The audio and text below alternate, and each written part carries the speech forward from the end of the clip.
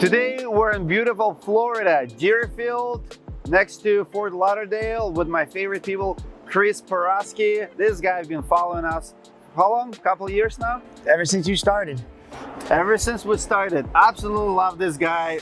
Love seeing his success. This is his company. Today you will see why they're so successful.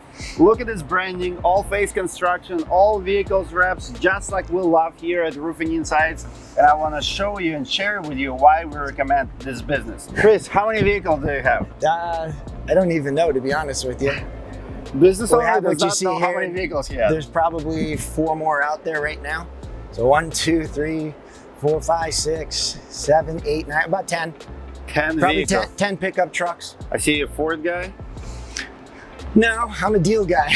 You're a deal guy? I'm a deal guy. I look for the best deal. I got a good friend of mine. He's a car dealer, so he knows I'm always on the lookout. If he gets me a good deal, he finds them for us. So you buy them brand new? No, usually 2 years old. 2 years old. Is ideal. So they've depreciated enough already. Half of it? Yeah. I love it. How do you set up? Who drives them? You own them? You give it to your salespeople, to your employees? We own them. We used to just give them to the salespeople. After going to your conferences and speaking to other owners, we realized you got to make them earn it. Okay. You know, so they're always available to come here and take one. If we actually are going to let them take them home and drive it full time, you know, it does have the GPS tracker and it does have the cameras in it, so they are being monitored. How do you earn truck in your company? What do you have to do? Sales. You got to bring in a certain amount, you know, a certain amount of deals a month. Certain amount of deals. Love it. Love your branding, man. They get a lot of compliments. Do people remember? You know, I went to the Job Nimbus Summit. Okay. And there was a guy talking about, I wrapped 2 trucks, ugly lime green. He says, on purpose. He's the next thing I know, everyone's asking me, hey, how many trucks you have? I see them everywhere because they stood out. So I've always liked the desert camo, but I was like, well, those will stand out. And I'm not making them ugly lime green. I was like, all right, I want to make them stand out and do something like that. And hence, and lo and behold, the same thing. Everyone called, oh my God, I see your trucks everywhere. You guys are huge. And we're no bigger than we were before, but the wraps, they obviously work. Love it, love it. You probably don't get jobs directly from it, no direct calls, but it's branding, it's a fact. It is branding. People feel like you love it. Yep, it helps. I see you have some Equipters here. Hold on. We own four Equipters. Every time we do a big job for an HOA, I always just cost a new one in there now. That's my new business strategy. They're so helpful for our own crews as well as our sub crews. We have them use it for branding. We do like that program, new roof, no mess. Roofing is a messy business. So we like to advertise that, and it's a big part of our sales pitch, and the sales guys talking about how we do it different. Where do you advertise it? TV or Facebook or just in-house when you promote it? No, in-house when the sales guys are promoting it. Yep. We host a lot of property managers. We do HOA events and things like that, and that's part of the reason for our new building, to host a lot of our own events here now. How many people in town, how many roofing contractors own Equipters? Is it like on the rise? Is it a trend? Nobody has it? I've never seen another one in our area. Wow. So it's definitely a marketing advantage for you. I actually have a couple of roofers that I didn't charge them rent. They've offered to rent them. I'm friendly with all the other roofers. Sure. You know, so I don't mind that. I've had them use them, and they say, all right, I got to get one. So you recommend Equipter? I love them. We love them. Yep. We have a lot of high-end homes down here that have pavers. You know, if you put a big, heavy dump truck or something on there, I had problems in the past where it will affect the pavers, and now we're having to move them, put sand in, raise them back up. So that's part of our advertising. If someone has a nice paver driveway, drive the Equipter in, fill it up. It's not getting as heavy as a dump truck or anything else. Drive it out to the street, dump it. And it's more noticeable on the street that way then too. What's the deal with the truck? Is it yours? Do you ever order dumpsters or? We never use dumpsters. You never use dumpsters? We don't barely use that. That's a scissor lift, so it goes up to it goes up to 2 stories. It's special use. Okay. We mainly use dump trailers. Okay. And we pull the dump trailers in, and that's part of what we tell. We pull it out at the end of the night, so we don't take up their parking spots and stuff in the driveway. Who drives dump trailers? Do you have dedicated drivers? Yes. Yeah. How many dump trailers do you have? Probably 7. 7. Yeah. One driver just drives all of them? 2 drivers rotating in and out. Yeah. So I know after hurricanes, you end up needing to stock a lot more materials and store it. So that's my plan for the back here, is to be able to have have storage for materials. So I am gonna make it secure. So this is a little space. This is a subcontractor of ours that we use all the time. He specializes in spray foam. I see. And that's all he does is spray foam and coatings. All new hoses and stuff in there. This is all new hydraulics because I didn't want it leaking on anyone's property, which it used to do, you know, so we made sure we fixed it up, cleaned it up, and it's a nice extension, you know, this thing we can get on our roof with it easily. How do you transport it on this thing?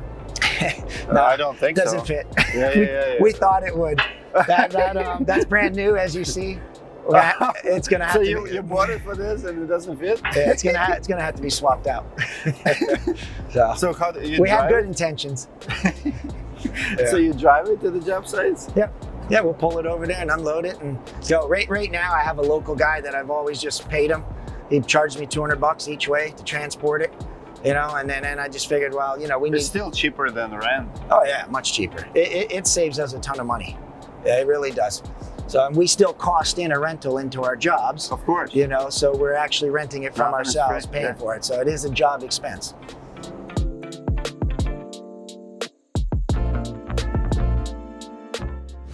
Chris, I have a question for you. Yeah. You went from 4,000 square feet to 26,000 square feet. Yes. Tell me about the mental change. Are you ready to conquer the world now? Because this is a big step. A lot of contractors out there ask me this question. Dimitri, you know, I work from home and, you know, I don't want to rent a space because, you know, my overhead will be bigger. And then we have guys like you who just go bigger and bigger and bigger. How does it affect your overhead, and does it add a lot of stress to sell more jobs to justify everything? Yes. Is it scary? Yes. Is it scary to go this big? No, I like to stretch myself. You know, I've never been afraid of that. We do have a very planned growth on what we're trying to do and how we're trying to scale. You know, so real estate's always been a passion of mine. Always wanted to do it anyways. I do own some rental properties now and things like that. To me, this is just part of the real estate game. This is your retirement plan? This is my retirement plan. One day I'll probably always own this and collect rent eventually. Wow. You know, so this is plan B no matter what. So that's why it doesn't really scare me. So you're not even using this space for nothing but storage? Yet. Yet. Yet. We got big plans. This is good. This is, I don't know if you can see the cutaway. This is actually, they put in, we didn't do it, we bought the building this. It's a breakaway wall though. So we can't expand from our main warehouse into here, which we have plans to do, you know, eventually. Or you can rent it out because it's pretty much done deal. I actually have a realtor now. I said I would do a short-term lease, you know, because I probably don't need this for another 2 years. So I said I would do a lease for 2 years if somebody wanted a 2-year lease. And in our market right now, I mean, I know, this is why I ended up with this build. There's nothing available. So it's very hard. So I don't think it's going to be a problem. In fact, I got a realtor that said, I'm supposed to sign his contract today, as a matter of fact. He says he could have it rented in a week. Wow. So good for you, man. Good for you. So right now it's overflow and just storage. And I had storage units before for a bunch of personal stuff. So I've got it out of there, saving some money there. It's a trade-off. Love it. I have an attorney on board now who's registered with the state that can give continuing education. So our vision is bring property managers, architects, all those people to us, get their continuing education, you know, and see us and host these events. So this is Toy Shack, Toys Warehouse. Right now. So two of our main manufacturers have both been here because I'm explaining, hey, I want you guys to help host events. And both of them have actually made an offer at this. Hey, we don't have a South Florida location. What if we stock the material here? And now with the clad metal, we have the ability to break it for them. So this is kind of a win-win. So I'm hoping I cut a deal with one of those manufacturers. This is all yours? Yes. Yeah, we are 10 minutes from the beach. So really fun. This is another coatings trailer here. Coating, I see. What about the little guy? This is like, we like to- job site?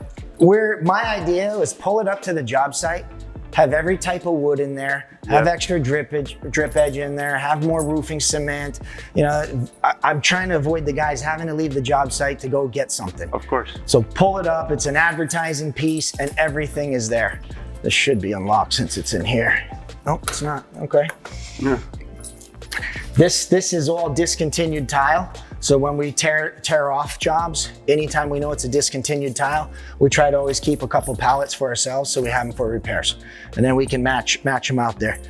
You know, insurance, you know, they try to go to boneyards and say, okay, you can repair this roof, you can't replace it, you know, so I know this tile is expensive at times, but you know, we don't really use it for that. We use it just to help our customers. So when we find this style of tile that has been discontinued, we have it. Absolutely. You know, and in that other bay, we had a bunch of it too. Let me just see if this is open. No, they got it all on. You see all the tile. Yeah, if you want to come back down in the winter, we'll go out. Got the boat, the jet skis.